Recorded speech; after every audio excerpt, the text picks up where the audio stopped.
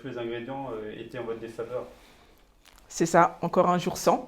Donc, contrairement à Besançon, voilà, on a manqué d'agressivité, on a manqué d'efficacité au but.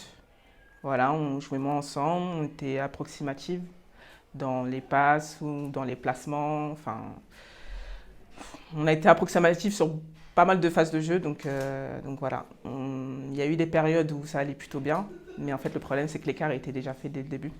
Donc on n'a fait que courir après le score. Elles ont maintenu leur niveau de jeu tout du long. Donc c'est vrai que quand on est un peu comme ça, c'est difficile de rivaliser ce soir, quoi.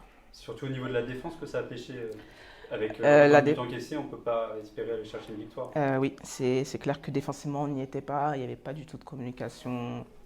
Voilà, on n'y était pas, même sur les replis aussi. Enfin, on perdait facilement les ballons, donc on ne peut même pas vraiment parler de repli. Quand on perd la balle directement, c'est très difficile de replier. Mais puis voilà, franchement, là, La donne reste la même. Mathématiquement, il faut 3 victoires pour espérer se maintenir. On sait que là, il va y avoir 2 gros matchs qui vont arriver. Après, il y aura 3 matchs qui, sur le papier, semblent plutôt abordables face à des adversaires justement directs par rapport à ce maintien. Comment vous faites pour rester justement soudés et aller tous dans la même direction? on est réaliste sur la situation. Donc, je pense que c'est ça qui nous permet d'être soudés. On sait qu'on est toutes dans le même. Voilà, je ne vais pas dire de. Mais bon, on a compris. Donc voilà, on continue de travailler, hein, et puis voilà, on essaye de finir bien et puis on essayera de prendre ce qu'il y a après. Christophe, ce soir, ça a été difficile. On a cette entame de match qui vous coûte cher, entre perte de balles, jet de 7 mètres raté. Derrière, vous êtes obligé de courir après le score et c'est tout de suite plus compliqué face à une équipe de Besançon qui a été en réussite du début à la fin, on peut le dire. Ouais, on prend 13 buts, je crois, sur le premier quart d'heure. Donc c'est quelque chose qui est énorme. On prend, je crois, sur les 13 premiers buts, on prend que 3 contre-attaques. Mais par contre, défensivement, on est totalement absent sur la première mi-temps. Le changement de dispositif en deuxième nous met un petit peu plus dans l'énergie, dans l'enthousiasme. Et voilà, et on court après le score dès le départ. Et on n'est pas dans de bonnes conditions pour pouvoir rivaliser face à cette équipe. 40 buts concédés, 38 ce soir, ça fait mal défensivement. Ouais, alors 40 buts contre Metz, c'est leur moyenne. Donc qu'elles jouent contre les troisièmes ou contre les dernières, mettre 38, 39 buts à tout le monde. C'est la même chose en Ligue des Champions.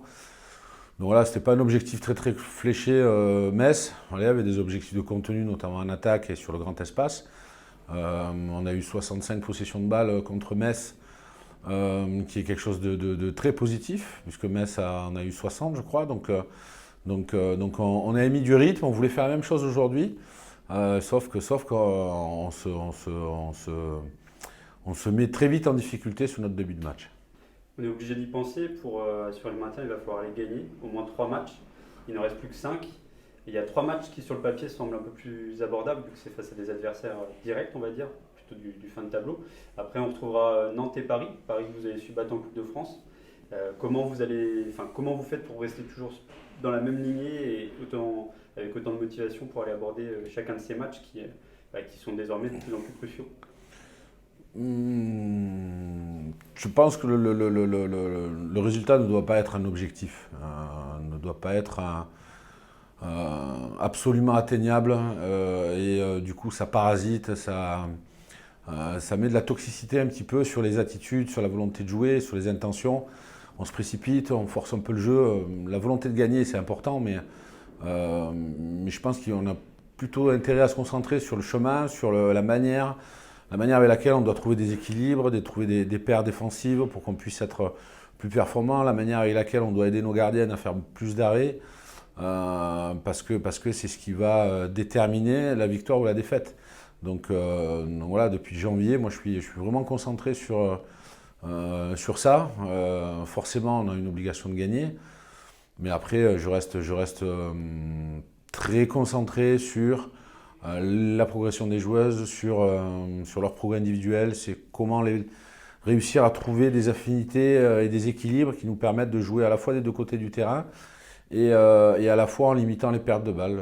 Je crois qu'on a 8 pertes de balles sur Metz. On est plutôt dans une bonne moyenne. Aujourd'hui, on est à 15. On est à 5 sur la première mi-temps, 5 paires de balles. Donc voilà, on est instable. À nous de trouver les clés pour gagner en stabilité dès le début du match et sur toute la continuité des 60 minutes.